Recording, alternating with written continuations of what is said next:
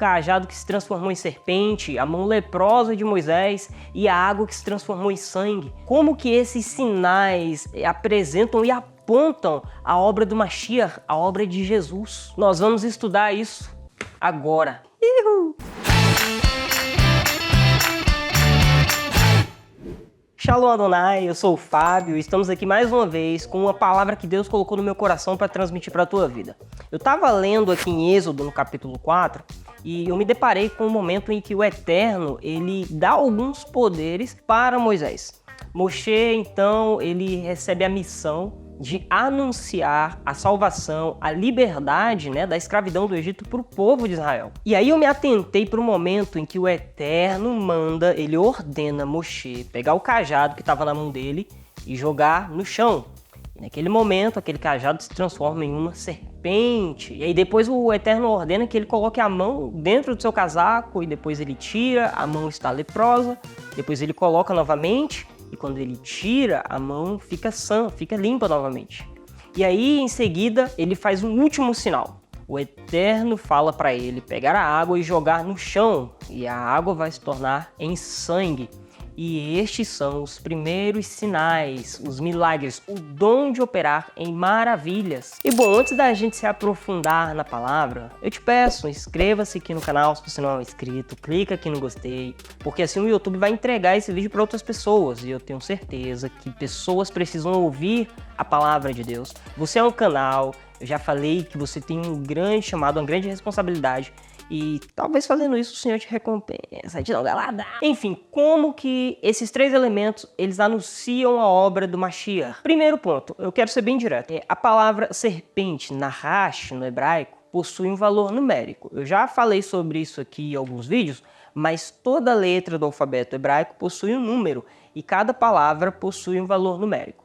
E o valor numérico para a palavra nahash é o 358. Que também, não por coincidência, é o mesmo valor numérico para a palavra Mashiach, Messias. E olha só que interessante, nós temos afirmações do próprio Jesus. Ali em João, no capítulo 3, no versículo 14 e 15, se eu não me engano, vou até abrir aqui para confirmar. Inclusive está antes de um dos versículos mais conhecidos da Bíblia, que é em João, no capítulo 3, o versículo 16. Mas eu quero ler o 14 e o 15, que diz: do mesmo modo que Moisés levantou a serpente no deserto, assim deve ser levantado o Filho do Homem, para que todo aquele que nele confia possa ter a vida eterna.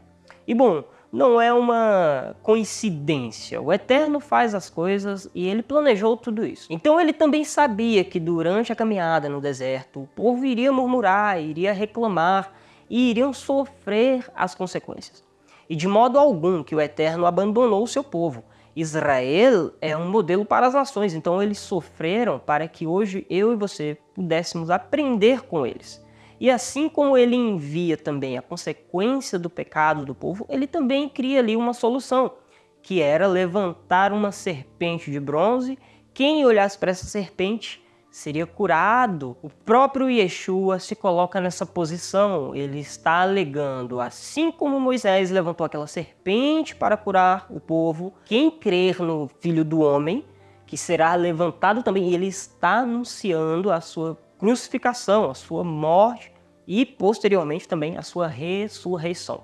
E quem crer nesse sacrifício, nessa ressurreição, não será somente livre de um veneno, mas alcançará a vida eterna. E esse é o primeiro ponto. Eu quero estudar agora com você o segundo. Aonde que está a referência para a lepra que Moshe ele adquire naquele momento pela ordem do Eterno e que depois é curada? Eu quero abrir com você em Isaías, em Yeshayahu, o profeta Isaías, no capítulo 53, que também é um capítulo muito conhecido da Bíblia, fala a respeito de um servo sofredor.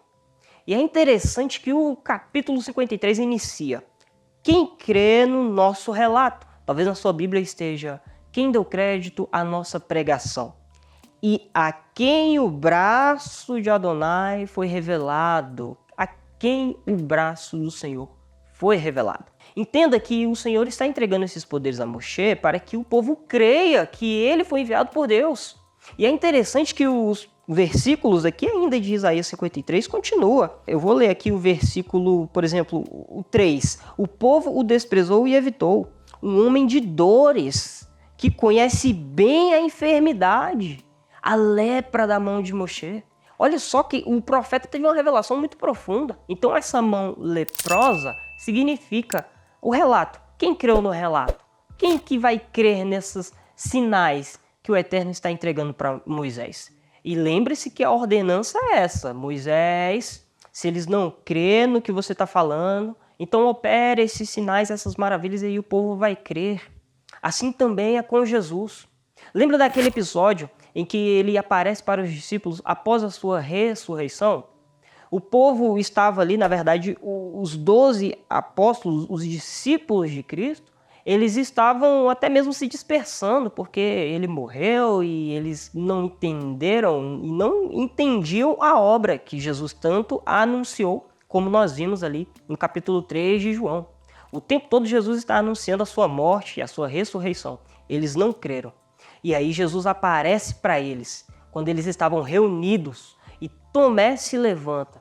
E ele diz, eu só creio que tu és o Messias, se eu olhar nas tuas mãos. E o que Jesus fala? Então veja, eis aqui as feridas. Um outro profeta, também muito usado por Deus, o profeta Zacarias, ele escreve dizendo que o povo de Deus vai receber um espírito de graça e de súplicas, e olharão para quem transpassaram. Isso está lá em Zacarias, no capítulo 12, no versículo 10, se eu não me engano. E a obra do Senhor também envolve o ver, o raciocinar, o entender. Então veja, o profeta Zacarias também afirma a mesma coisa.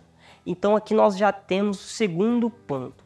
A mão leprosa de Moshe significa também uma obra que o Mashiach ele veio a cumprir, e ele cumpriu.